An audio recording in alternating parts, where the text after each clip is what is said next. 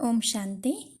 आज बाबा ने कहा कि जो बच्चे बाप के कर्तव्य में निमित्त बने हुए हैं उन्हों को कौन सी मुख्य बात हर वक्त याद रखनी है।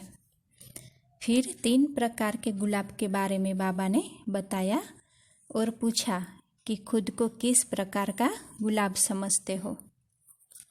और फिर बताया कि जैसे दुनिया में ज्योतिषी होते हैं, वह मस्तक की लकीरें देखकर, चेहरा देखकर उसका पास्ट और फ्यूचर बता सकते हैं ना। तो वैसे ही आज की वाणी में बाबा ने रूहानी ज्ञान योग के ज्योतिषी बनने के लिए कहा और उसकी आने वाले समय में कितनी आवश्यकता रहेगी उसके बारे में भी बताया। तो आज हम 18/5/69 की अव्यक्तवाणी सुनते हैं। अव्यक्तवाणी का टाइटल है रूहानी ज्ञान योग के ज्योतिषी। आप सभी ने बुलाया या बाप दादा ने आप सभी को बुलाया है? किसने किसको बुलाया है? जो बच्चे बाप के कर्तव्य में निमित्त बने हुए हैं उन्हों को यह बात हर वक्त याद रखनी है कि हमें हर समय, हर हालात में एवर रेडी और ऑलराउंड होना है। अगर यह 2 बातें सभी में आ जाए तो सर्विस का सबूत श्रेष्ठ निकल सकता है। लेकिन नंबरवार पुरुषार्थ अनुसार यह बातें हैं। आप निमित्त बने हुए बच्चों को यह स्लोगन याद रखना चाहिए कि हम जो कर्म करेंगे मुझे देख और सभी करेंगे। देखो बाबा बताते हैं कि जो भी निमित्त बने हुए हम सब बाबा के बच्चे हैं, तो यह सदा याद रखना चाहिए कि हम जो कर्म करेंगे मुझे देख और सभी करेंगे। हर समय अपने को ऐसा समझो जैसे ड्रामा की स्टेज पर सभी के सामने हम पार्ट बजा रहे हैं। एक होता है अपने आप से रिहर्सल, एक होता है स्टेज पर सभी के सामने पार्ट बजाना। तो स्टेज पर एक्ट करने वाले का अपने ऊपर कितना ध्यान रहता है। तो देखो बाबा कहते हैं कि जैसे कोई एक्टर स्टेज के ऊपर एक्ट करता है तो उसकी एक एक एक्ट के ऊपर उसका कितना अटेंशन रहता है। तो बाबा कहते हैं कि एक एक एक्ट पर हर समय अटेंशन रहता है। हाथों पर, पाँवों पर, आँखों पर, सभी पर ध्यान रहता है। अगर कोई भी बात नीचे ऊपर होती है तो एक्टर के एक्ट में शोभा नहीं देती है। तो ऐसे अपने को समझकर चलना है। देखो फिर बाबा क्या बताते हैं कि 3 मिनट का रिकॉर्ड जब भरते हैं तो कितना ध्यान देते हैं। आप सभी भी अपने 21 जन्मों का रिकॉर्ड भर रहे हो। देखो बाबा कहते हैं कि जैसे रिकॉर्ड भरते हैं 3 मिनट का हो या 5 मिनट का होता है तो उसको कितना ध्यान से भरते हैं। तो बाबा कहते हैं कि अभी आपका 21 जन्मों का रिकॉर्ड भर रहा है, तो भरते समय बहुत ध्यान रखना है।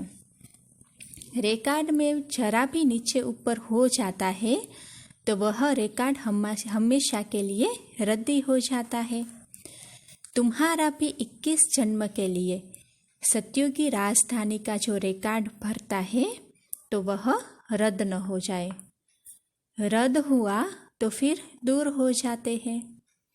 तो यह सोचना चाहिए कि हमारे हर कर्म के ऊपर सभी की आँख है। देखो बाबा कहते हैं कि हमारे हर कर्म के ऊपर सभी की आँख है। एक्टर्स जब देखते हैं कि हमको सभी देख रहे हैं तो खास अटेंशन रहता है। कोई देखने वाला नहीं होता है तो अलबेलापन रहता है।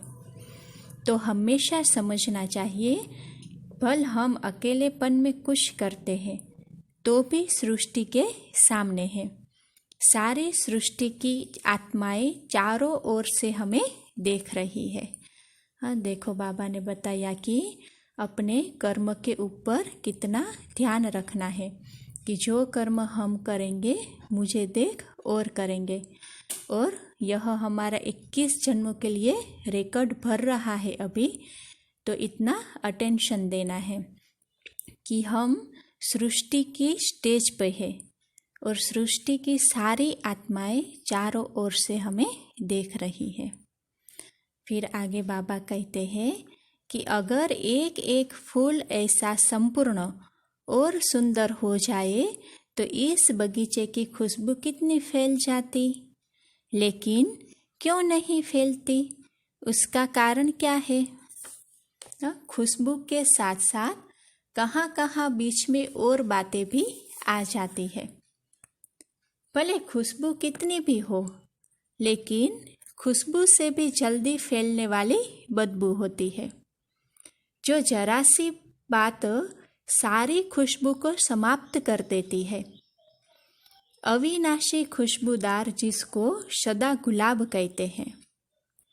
एक होता है सदा गुलाब, दूसरा होता है गुलाब और तीसरा होता है रूहे गुलाब। पहला नंबर में है रूहे गुलाब। वह रूह की स्थिति में रहता है और रूहानी रूह से हमेशा नज़दीक रहता है। ऐसे है रूहे गुलाब। और दूसरी क्वालिटी जो है वह फिर सर्विस में बहुत अच्छे रहते हैं, बाकी रूहानी स्थिति में कमी है। सर्विस में, धारणा में अच्छे हैं, संस्कार शीतल है। खुद अपने को क्या समझते हो? किस नंबर का फूल समझते हो? हाँ, बाबा ने कहा 3 प्रकार के गुलाब है। तो बाबा कहते हैं उसमें पहला नंबर है रूहे गुलाब का। हाँ, जो रूह की स्थिति में सदा स्थित रहता है और रूहानी रूह के भी नज़दीक रहता है। तो बाबा कहते हैं कि किस नंबर के फूल समझते हो खुद को? कांटे तो यहाँ हो भी न सके, है तो सभी गुलाब, लेकिन गुलाब में भी फर्क है। जो रूहे गुलाब होंगे उनकी निशानी क्या होगी? आप लोगों को मस्तक की रेखा परखने आती है? ज्योतिषी बने हो वा नहीं?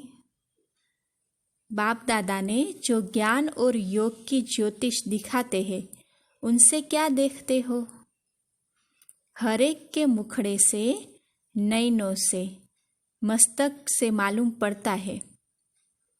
इसमें भी विशेष मस्तक और नैनों से मालूम पड़ता है। आप ज्योतिषी बनकर हर एक को परख सकते हो। नैनों में और मस्तक में वह रेखाएं जरूर रहती है। किसको परखना, यह भी ज्योतिष विद्या है ना। तो यह जो विद्या है परखने की, यह कईयों में कम है। ज्ञान और योग सीखते हैं, लेकिन यह परखने की ज्योतिष विद्या भी जाननी है। कोई भी व्यक्ति सामने आए तो आप लोगों को तो 1 सेकंड में उनके तीनों कालों को परख लेना चाहिए। एक तो पास्ट में उनकी लाइफ क्या थी और वर्तमान समय उनकी दृष्टि, वृत्ति और भविष्य में कहाँ तक यह अपनी प्रारब्ध बना सकते हैं। यह जानने की प्रैक्टिस चाहिए। हाँ, देखो बाबा कहते हैं कि जैसे बाहर ज्योतिषी होते हैं तो वह चेहरे से, हाँ, मस्तक की लकीरों से बता सकते हैं ना कि उनका पास्ट क्या था, उनका फ्यूचर क्या है। तो ऐसे बाबा कहते हैं कि आप सभी को ज्ञान योग के ज्योतिषी बनना है। यह जानने की प्रैक्टिस चाहिए। यह परखने की जो नॉलेज है वह बहुत कम है। यह कमी अभी भरनी चाहिए। देखो बाबा अभी कहते हैं कि इसकी आवश्यकता आने वाले समय में कितनी है और क्यों आवश्यकता है।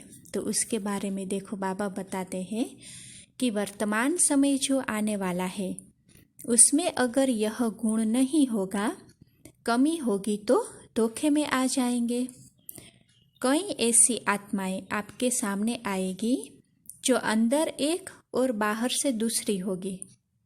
परीक्षा के लिए आएगी, क्योंकि कई समझते हैं कि यह सिर्फ रटे हुए हैं, तो कई रंग रूप से, आर्टिफिशियल रूप से भी परखने के लिए आएगी, भिन्न भिन्न रूप से आएगी। इसलिए यह ध्यान रखना है कि यह किस लिए आया है, उनकी वृत्ति क्या है। और अशुद्ध आत्माओं की भी बड़ी संभाल करनी है। ऐसे ऐसे केस भी बहुत होंगे, दिन प्रतिदिन पाप आत्माएं तो बहुत होते हैं।